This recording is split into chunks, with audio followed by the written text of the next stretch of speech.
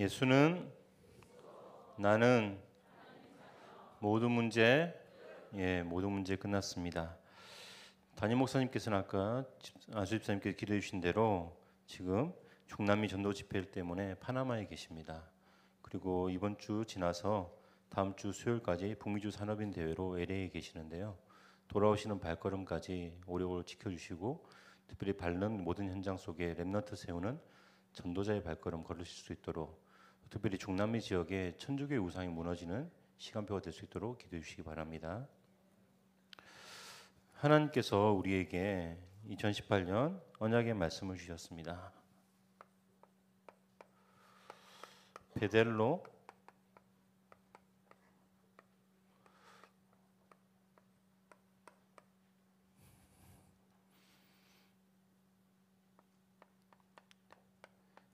올라가자는 언약의 말씀입니다. 여러분, 이 말씀 받을 때 여러분들은 질문을 한번 해보셨습니까? 우리가 하나님 말씀 받을 때 제일 먼저 해야 될 것이 가장 솔직해져야 됩니다. 사람 앞에 솔직해질 필요는 없는 것 같습니다. 내가 너무 솔직해지면 세상 사람들이 나를 많이 무시하기 때문에 저 사람도 너무 투명하게 다 보인다 해서 오히려 이제 이상하게 취급을 하는 경우도 많이 있습니다. 악한 사람들이 너무 많기 때문에 그런데요. 우리가 하나님 앞에서는 가장 솔직해지셔야 됩니다. 그러면 하나님은 나에게 복을 주시려고 베델로 올라가라고 하십니다. 그런데 이 베델이 있지 않습니까? 처음부터 내가 올라가면 이 말씀을 안 하실 건데 왜 이 말씀을 하셔야지 내가 올라갈까요? 나한테는 혹시 뭔가 약간 거리끼는 게 있지 않을까요?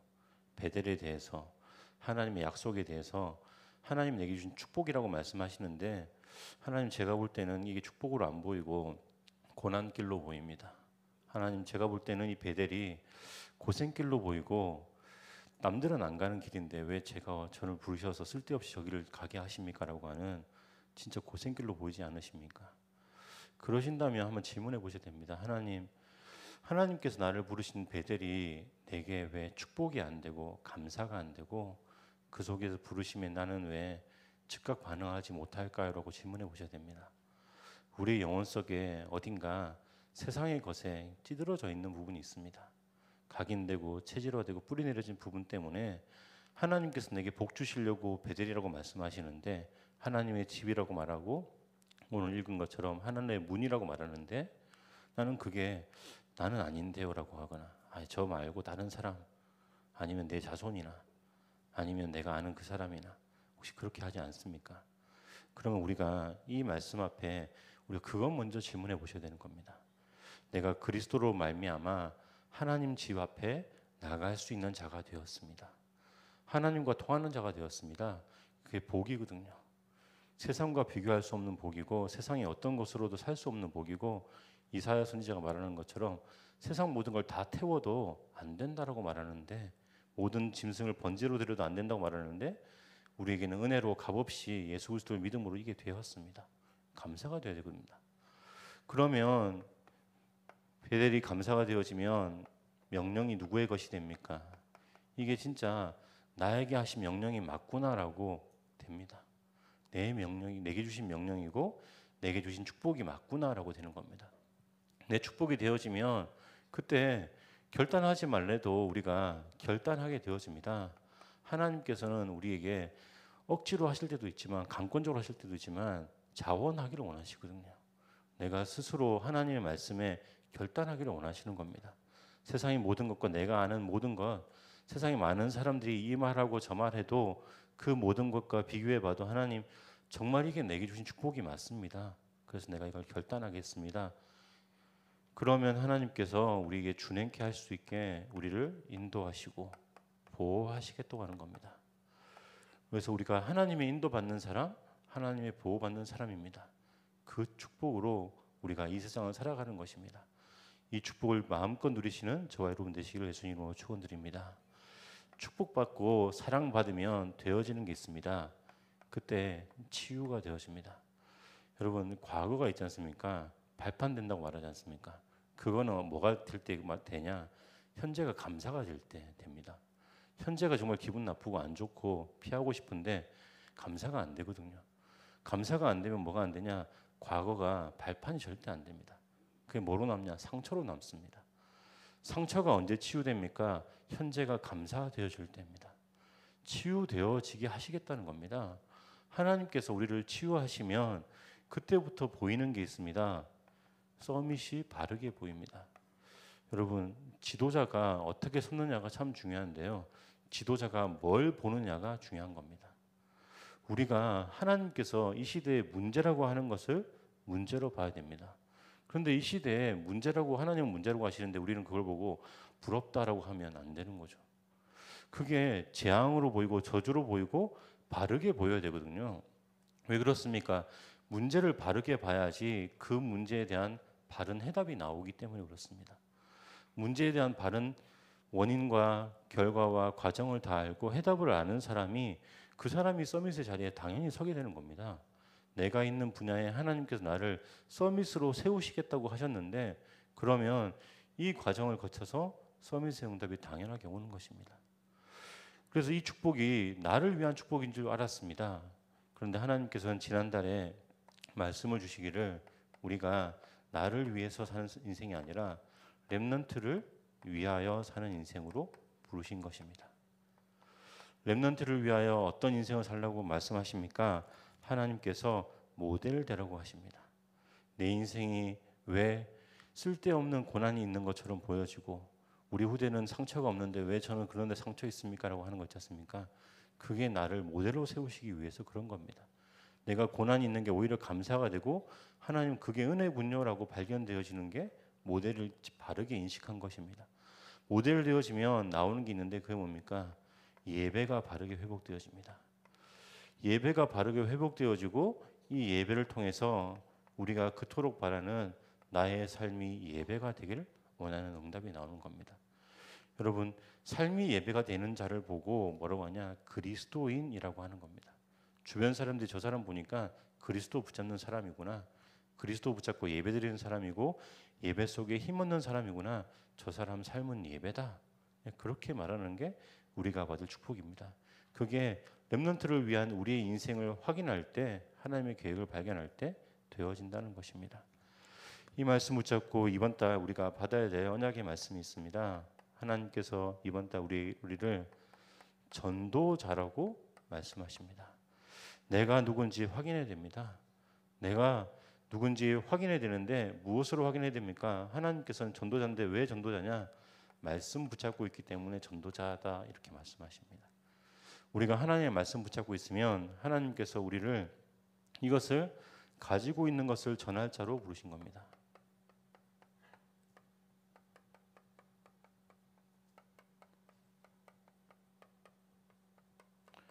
내가 무엇을 가지고 있습니까? 하나님의 말씀을 가지고 있습니다. 말씀 속에서 하나님께서 내게 나의 신분을 확인시켜 주셨습니다. 그래서 그 신분 속에 권세가 있음을 알게 하셨고 그 권세로 말미암아 내가 감사하게 되는 것입니다. 그래서 뭐 할 수 있는 사람입니까?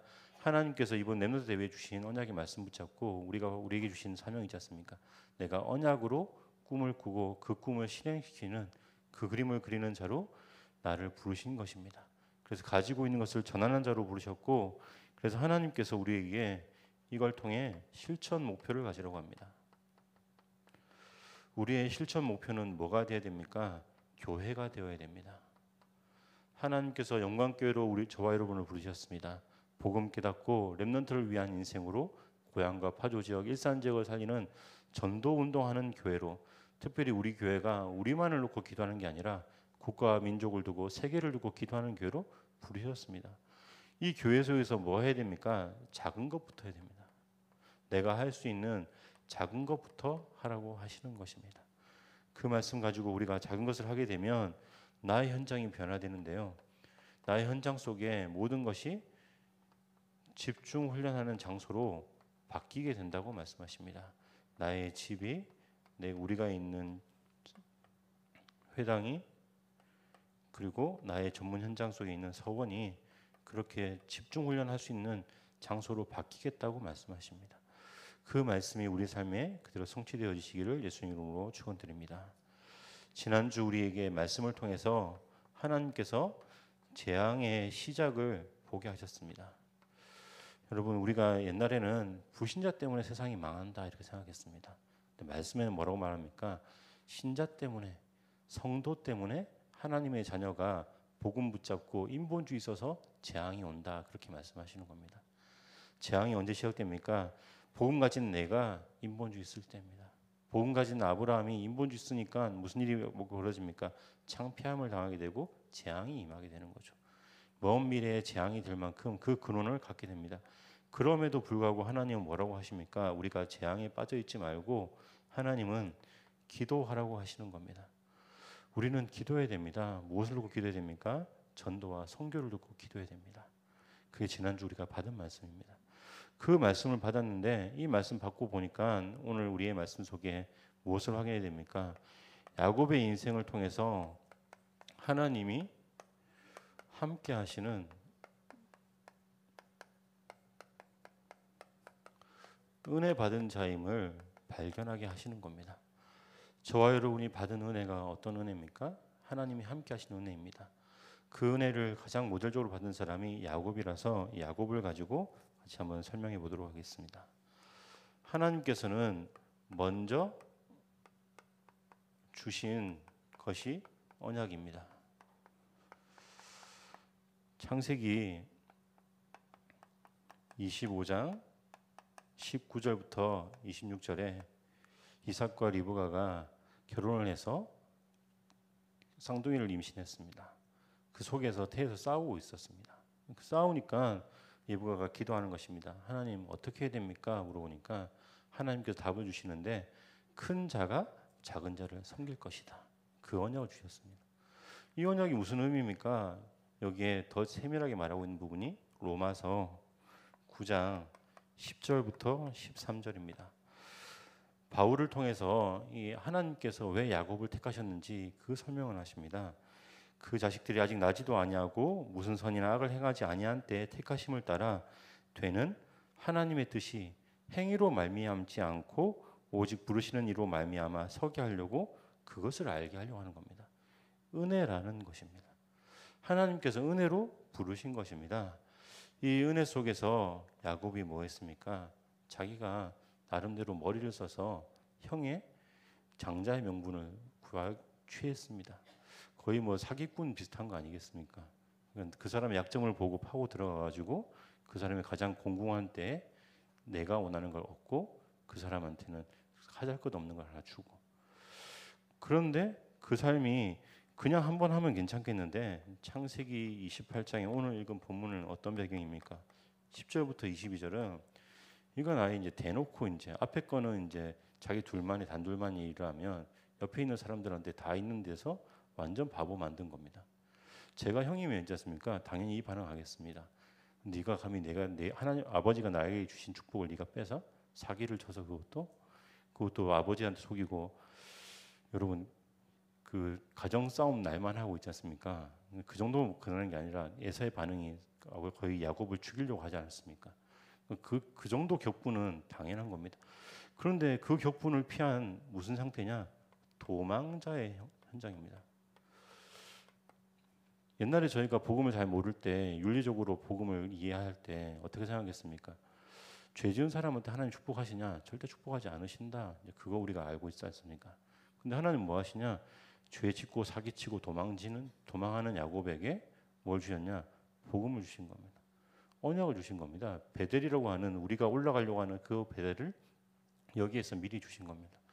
이 말씀을 더 분명하게 말하는 부분이 있는데요. 우리에게 적용되는 말씀입니다. 이사야서 43장 1절부터 7절에 야곱아 이스라엘아 부르시면서 두려워하지 말라고 하십니다. 내가 너를 구속하였고 내가 너를 지명하여 불렀다라고 말하는 겁니다. 하나님께서는 내가 누군지가 중요한 게 아니라 내가 너를 찜했다, 내가 너를 지명했다 이렇게 말씀하신 겁니다. 그래서 그 비밀을 가지고 어디로까지 갔냐? 열방이 있는 모든 사람에게 나오는 그 사람을 통해서 그 복음 때문에 저와 여러분이 이 복음의 대열에 같이 들어와 있는 겁니다. 그게 얼마나 은혜고 감사합니까? 근데 이거 가지고 여러분 우리가 우리 삶에 어떻게 적용해야 됩니까? 자녀를 키워보신 분들은 많이 공감할 수 있을 것 같은데요. 여러분 자녀가 어릴 때 내가 아끼던 물건을 갖다가 깨트리지 않습니까? 요즘 애들 보니까 집어 던지는 것까지 하던데 집어 던지고 깨트렸습니다. 여러분들 어떻게 혹시 반응하셨습니까? 아유 잘했다. 그 필요 없는 거 왜 집어 밟겠다. 거추장스러웠는데 너 크게 될 사람이야. 혹시 그렇게 하시는 분 계십니까? 제가 기억하기로는 우리나라에서 있지 않습니까? 그런 가정교육을 하신 분들이 거의 없는 걸로 알고 있습니다. 이놈의 자식, 커서 뭐가 되려고? 너 같은 게 이제 뭐 여기까지만 해도 그러면 양반입니다. 그 다음부터 이제 차마 입에 담지 못하는 거 있지 않습니까? 나가라, 어디 가라, 보지 말자. 이제 더 심한 표현을 제가 드리지 못하겠는데 아무튼 그 표현들이 일상적인 거 아니었겠습니까? 그 표현까지 가신 분들 꽤 있더라고요 주변에. 제가 어릴 때 책을 읽을 때 있지 않습니까? 정말 이해가 안 되더라고요. 아니 자기 자식인데 어떻게 축복을 안 하고 저주를 하지? 거의 뭐 그 말이 성취되면 그 나가 죽어야 되는 거 아니겠습니까? 근데 제가 있지 않습니까? 아이를 딱 둘을 키웠는데 있지 않습니까? 하나 키울 때는 이게 되더라고요. 그 깨트려도 그래 참자 인내하자 하면서 그래 그 반응이 그냥 축복한다. 그래 크게 되래야 하나님 널 크게 쓰실 거야.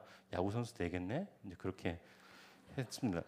둘째가 나오는데 있지 않습니까? 얘가 좀 더 이제 위에거든요. 여기까지 딱 올라오는 거 있지 않습니까? 옛날 어른들의 표현이 여기까지 딱 올라오더라고요. 여기 있던 게 여기까지 내려와서 다시 올라오는지 정확하게 모르겠는데 올라오더라고요. 그래서 제가 진짜 부금을 많이 눌렀습니다. 그래서 제가 그럴 때 진짜 왜 어른들이 바깥 바람 쐬는지 이해가 좀 되고 여러분 우리가 뭐 해야 되냐? 우리 자녀에게 제일 좋은 거는 축복 기도하셔야 됩니다. 우리의 삶이 누구를 닮아가야 되냐면 하나님 닮아가셔야 되거든요. 하나님은 야곱을 딱 지명하셨습니다.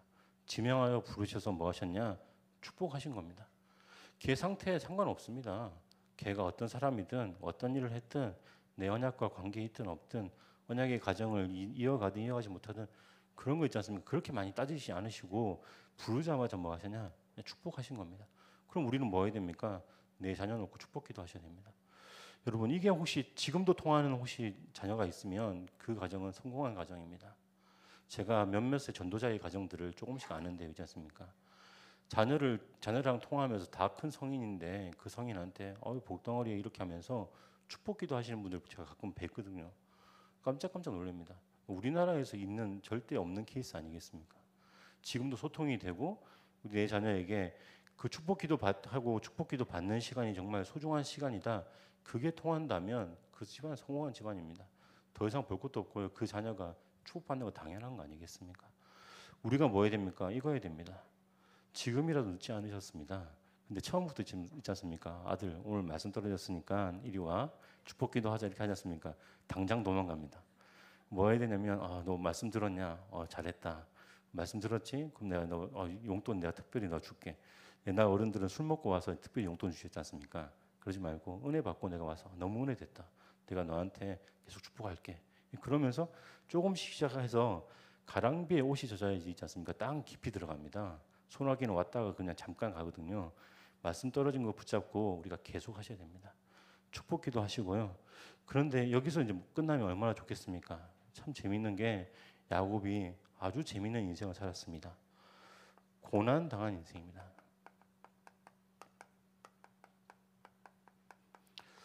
무엇을 놓쳐서 그렇겠습니까? 아무리 봐도 예배를 놓쳐서 그런 거 아닌가 생각이 되었습니다. 창세기 27장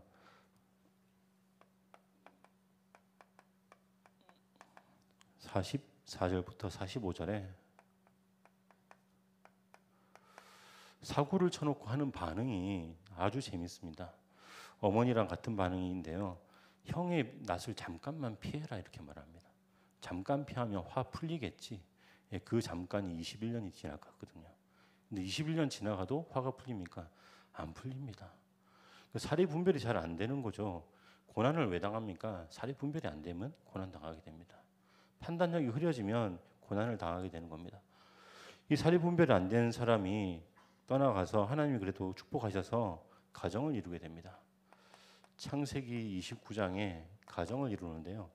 이때부터 문제가 됩니다. 결혼해서 자녀가 있는 가정, 자녀가 없는 가정인데 자녀가 있어도 문제고 자녀가 없어도 문제입니다.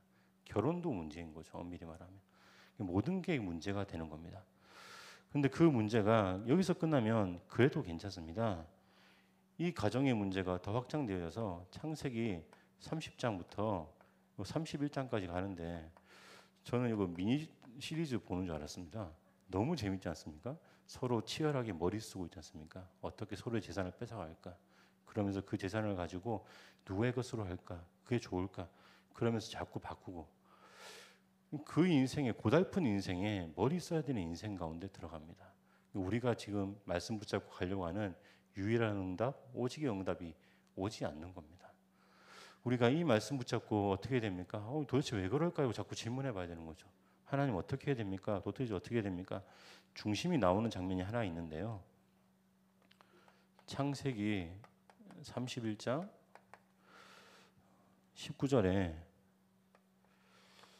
가족과 함께 이제 도망쳐서 다시 아버지가 있는 집으로 돌아가 보자라고 하게 됩니다. 하나님이 우리에게 떠나라고 하셨다. 그렇게 말합니다. 가정 예배 드리고 그러면 우리 결단하자. 이제 떠나자라고 했는데 사랑하는 라헬이 뭐했냐면 드라빔을 훔칩니다. 참 재밌지 않습니까? 남편은 언약 가진 사람인데 아내도 언약에 동조하는 것 같아 보이는데 그 언약을 동조하는 것처럼 보이는데 결정적인 순간에 우상을 숨기게 됩니다. 근데 이 우상에 대해서 하나님께서 말씀으로 재미있게 표현하신 부분이 있는데요. 같이 한번 찾아서 읽어봤으면 좋겠습니다. 이사야서 44장의 말씀입니다. 이사야서 44장 14절부터 18절까지 같이 한 목소리로 합독하도록 하겠습니다. 이사야서 44장 14절부터 18절까지입니다. 같이 봉독하겠습니다. 그는 자기를 위하여 백향목을 베며 디르사 나무와 상수리 나무를 취하며 숲의 나무들 가운데서 자기를 위하여 한 나무를 정하며 나무를 심고 비를 맞고 자라게도 하느니라.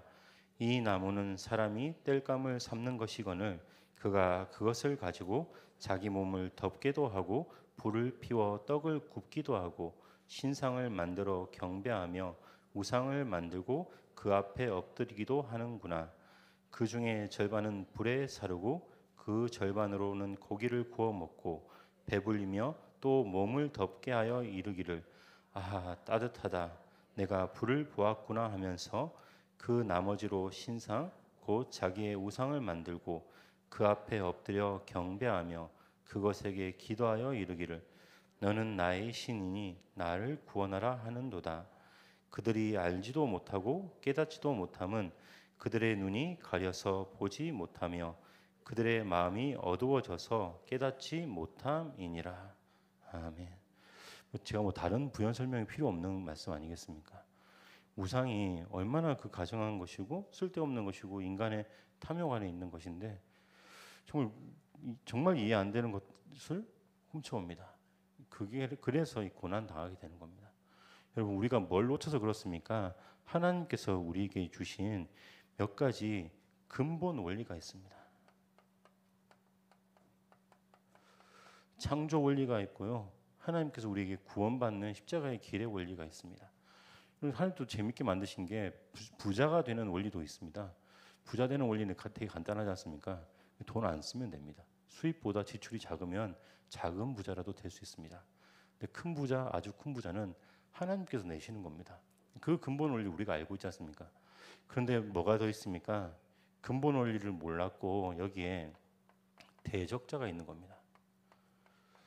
사람을 속이고 하나님과 이간시키는 그 이간자가 있는 겁니다. 이거 모르면 속게 되고 고난당하게 되는 겁니다. 이거 있는 걸 알고 말을 전할 때 일반적인 말과 다르게 언약 전달할 때 우리가 힘써서 전달해야 되는 겁니다. 우리 후대에게 이 말이 더욱더 깊이 들어갈 수 있도록 각인되도록 뿌리내리도록 체질화되도록 내가 할 수 있는 노력은 최선을 다해 봐야 됩니다. 여러분 우리가 최선을 다해 노력해도 되냐? 그렇게 잘 되지는 않습니다. 근데 이걸 계속 해야 되거든요. 계속하고 뭐 해야 됩니까? 기도해야 되는 겁니다. 어떤 기도해야 됩니까? 그래서 나는 그리스도가 필요하구나. 이 고백을 계속하게 해야 되는 겁니다. 우리는 그리스도가 왜 필요한지 그 고백을 계속하게 해야 되는 겁니다. 우리 인생이 있지 않습니까? 조금 성공했다고 그리스도가 필요 없다. 그 사람은 정말 복을 모르는 겁니다. 우리가 정말 하나님께서 이루려고 하는 나의 참된 계획을 향해 내 인생의 마지막의 마지막까지 있지 않습니까? 우리가 어떤 면에서는 천국 들어가서도 그리스도를 붙잡고 하나님께 나아가서 예배하고 경배하는 거거든요. 그 백보자 앞에 나가는 길까지 우리는 그리스도 붙잡고 하나님께 나가야 되는 겁니다. 우리에게 뭐가 필요합니까? 그리스도가 필요합니다. 고난과 재앙을 막는 이름, 그 그리스도가 필요합니다. 여러분 거꾸로 돌아가서 그리스도를 붙잡지 않습니까? 그리스도를 붙잡으면 앞에 있는 문제가 아니게 됩니다. 이게 고난이 아니구나. 이게 하나님께서 나에게 언약을 더 깊이 들어가게 하는, 하나님께서 나를 통해 하시려고 하는 언약의 여정이구나. 그거 발견하게 됩니다. 그래서 우리는 뭐가 나옵니까? 감사가 나오는 겁니다. 그리스도 안에 뭐가 있는 겁니까? 참된 감사와 참된 평안함이 있는 겁니다. 세상이 막지 못하는 그 비밀이 있는 거죠. 그래서 이 비밀 속에 우리가 제대로 누리는 걸 보고, 그걸 보고 예배라고 하는 겁니다. 그래서 우리의 삶에 예배가 끊이지 않아야 되는 겁니다. 여러분, 담임 목사님 계속 강조하시는 게 있습니다. 나의 모든 삶을 시작하기 전에 30분 전에 나가서 나의 현장에서 예배드려라. 여러분, 그게 잘 안 되실 겁니다. 저도 솔직히 전도사 때 있지 않습니까? 진짜 안 되더라고요. 저도 이제 이 말씀 들으면 옛날부터 들었고, 성공한 사람들, 믿음의 사람들 글 보면서 아, 그렇구나. 내가 모든 일을 앞서서 예배해야지, 말씀 붙잡아야지 했습니다. 진짜 안 됩니다. 자꾸 까먹더라고요. 목사가 되니까 그나마 좀 낫습니다. 제가 어디 다락방 갈 때, 현장 갈 때 일부러 10분, 20분 일찍 가거나 좀 심할 때는 제가 1시간 미리 좀 가는 걸 찾는데, 가서 이거 하려고 제가 좀 하는 스케줄을 그렇게 잡거든요. 근데 억지로라도 그렇게 스케줄을 잡으니까 조금 되어집니다. 여러분, 그래서 우리가 뭐 해야 됩니까? 이거 정말 놓치지 말아야 됩니다. 내 삶에서 예배 놓치지 말아야 됩니다. 내가 진짜 고난당하고 있습니까? 더 붙잡아야 됩니다. 내가 하나님의 길을 잘 인도받고 있습니까? 진짜 예배드려야 되는 겁니다. 우리가 정말 큰 응답 받았습니까?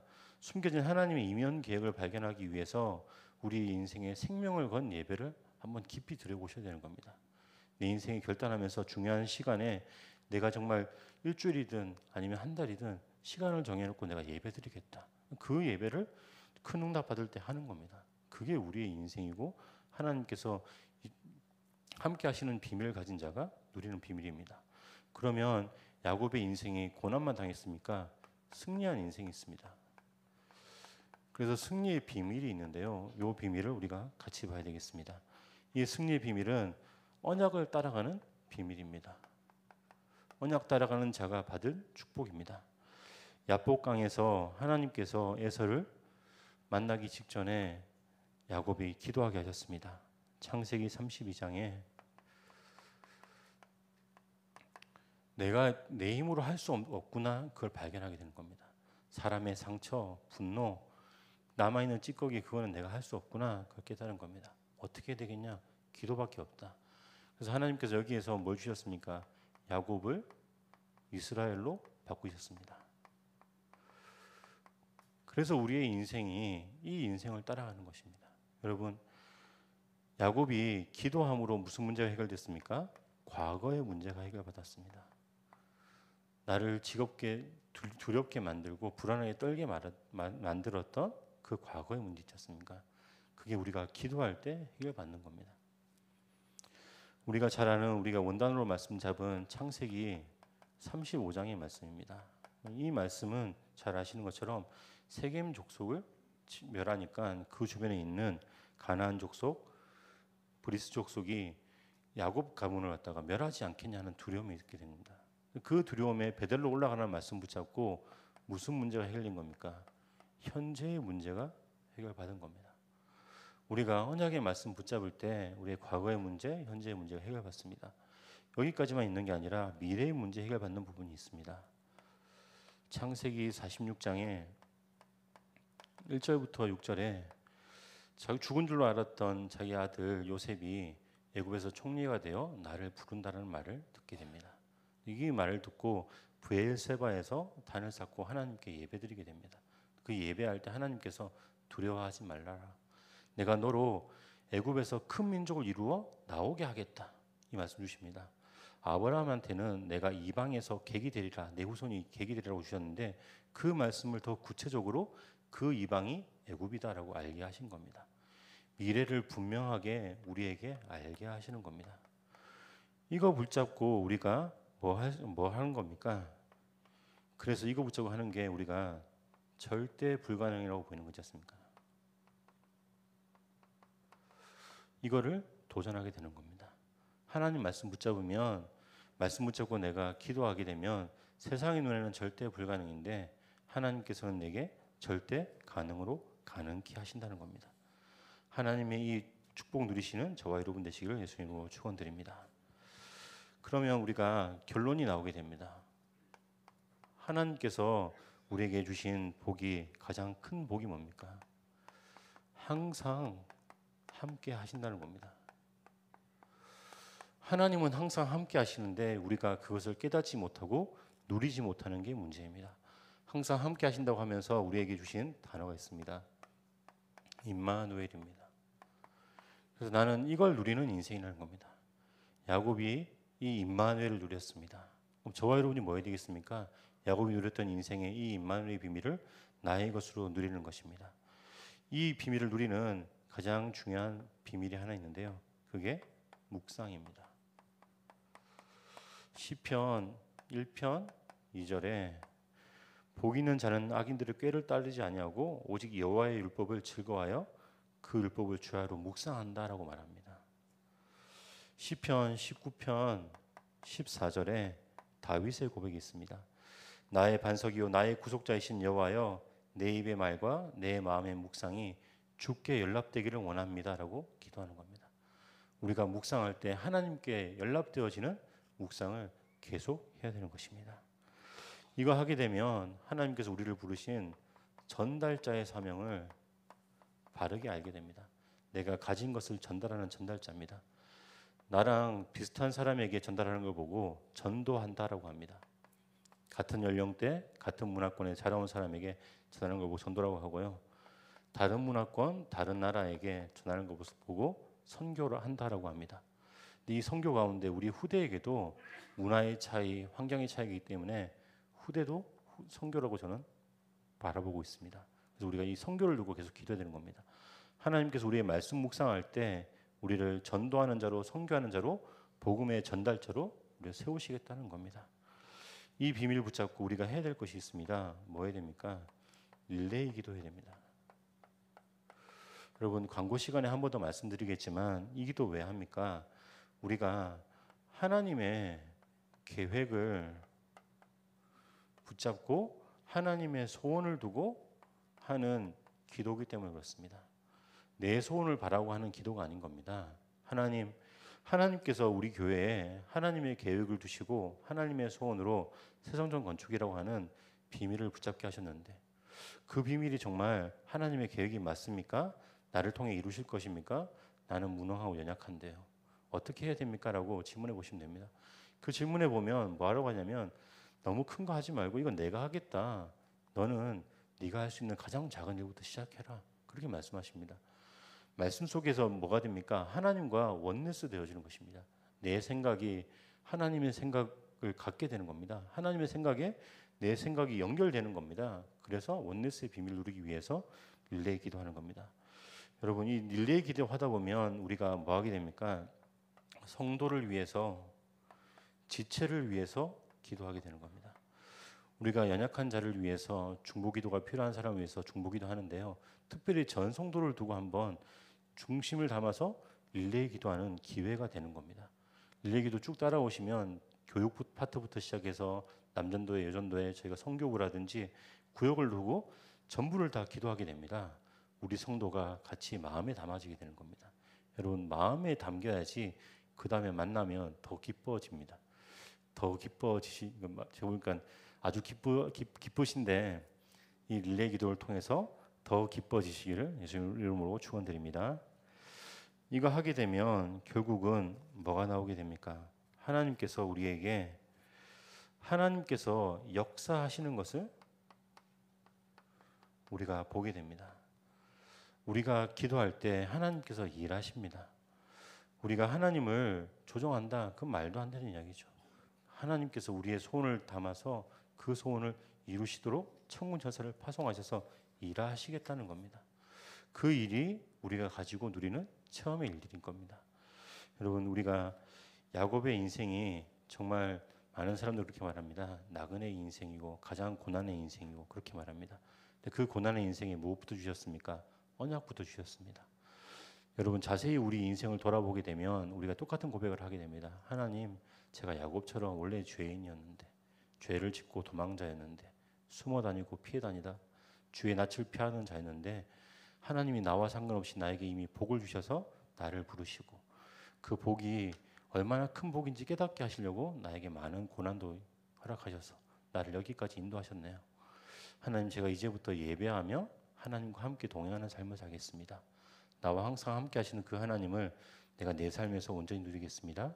그 기도의 비밀을 시작하시고, 그래서 하나님이 함께 하시는 모델 되시기를 예수님 이름으로 축원드립니다. 기도하겠습니다. 살아계신 하나님 감사합니다. 하나님께서 우리에게 복음 가진 아브라함의 가문을 따라 하나님의 자녀 삼으시고 그리스도의 비밀을 아는 자로 이 시대 참된 복음 운동하는 자로 부르심을 감사드립니다. 예수가 그리스도심을 깨달아 아는 은혜를 우리에게 허락하신 하나님, 그 은혜를 붙잡고 하나님께서 우리를 향하신 계획 따라 가려고 합니다. 하나님, 우리 인생의 발걸음을 인도하여 주옵소서. 우리의 기도에 역사하여 주시고 우리가 하나님의 소원에 우리의 마음과 중심이 담기도록 역사하여 주옵소서. 우리의 삶에 하나님께서 영광되게 하시고 감사드리며 살아계신 예수 그리스도 이름으로 기도드립니다.